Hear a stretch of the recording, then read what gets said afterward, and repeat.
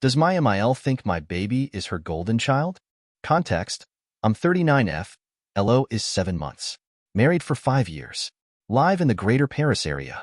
MIL is 68 and lives in the south of France.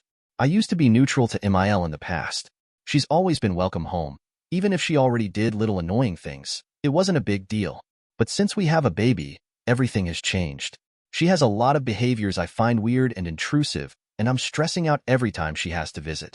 She seems overly concerned I don't allow her to be the grandma, and it's all coming from her. And the more she forces and acts like she's left out, the more I want her to back off.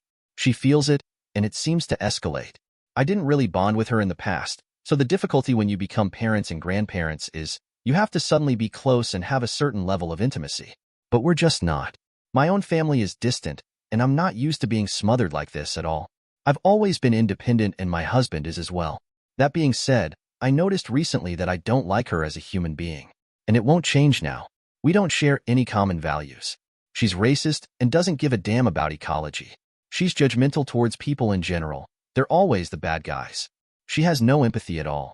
She doesn't seem to listen or to care about what you say. I also suspect she might be a light case of ADHD. Welcome to my long rant. English is not my first language. I tried to add humor in the text. You must go on vacation, so I can keep Ella. When I was 4 months pregnant, she brought the topic about keeping our future child on vacation.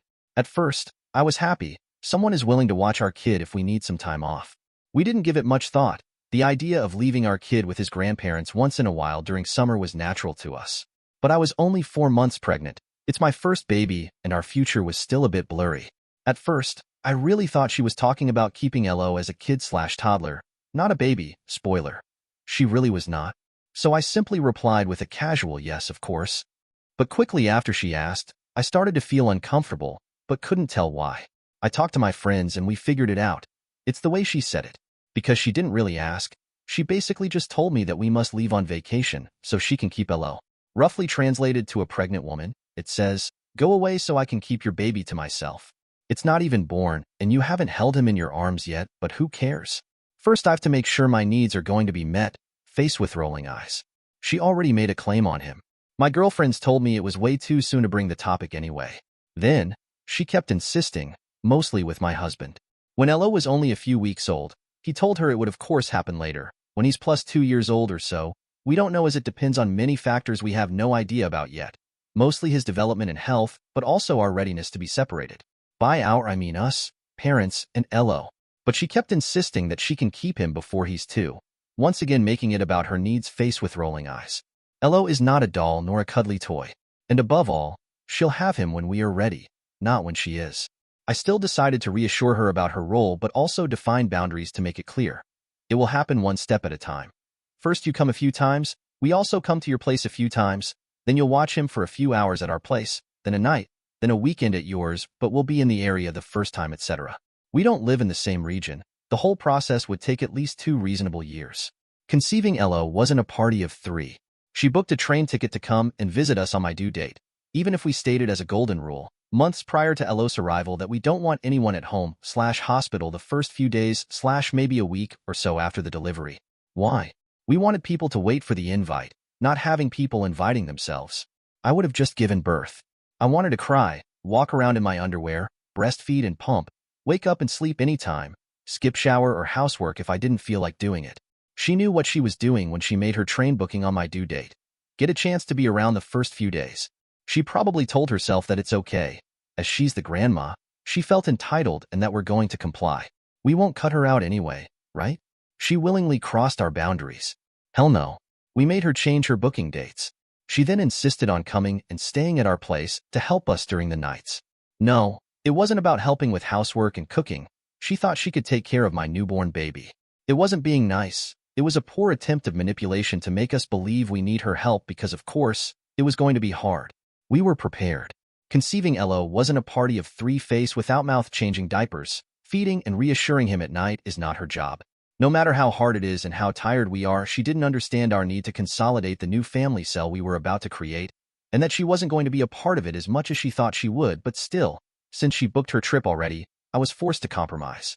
We agreed she'll come to our place when Elo is 10 days old. It was sooner than I initially wished. and she still didn't wait for the invitation. I was finally right. We had a traumatic birth, and I really needed time to heal after all. Elo was in a NICU for a few days, and the delivery took its toll on my physical and mental health. Elo and I were separated at birth, and it was impossible for us to enjoy the moment as a family and bond the very first hours. Just before her arrival at our place, she tried her luck to keep our newborn baby without us, his parents, by saying she'll watch Elo for a few hours if we wanted some time off, to have dinner outside as a couple or something. Already? It just seems nice. Once again, it's an egoistic move to keep Elo to herself. Does it occur to her that a new mom doesn't necessarily want to be separated from her newborn, even for a few hours, especially when the baby was in the NICU?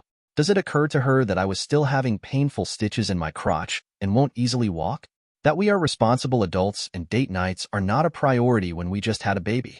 That I breastfeed? Am I the crazy one here?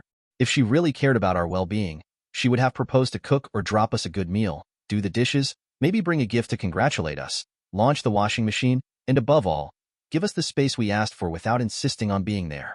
Hijacking the big salad. Then she arrived. First day at home, she proposed to eat sandwiches for lunch. Sandwiches. So my husband told her I needed real fresh food to heal and have a good milk supply, and that he'll make me a big salad instead. Then she insisted on putting cumin in it because it's the way she likes it, and when my husband told her I don't like it, she put it in anyway. I finally reluctantly ate the salad. She congratulated herself that I did, like I was telling her BS about not liking it. But Emile, I really needed those veggies. She just hijacked my salad. During the rest of her stay, she was faking caring about my wellness, for example.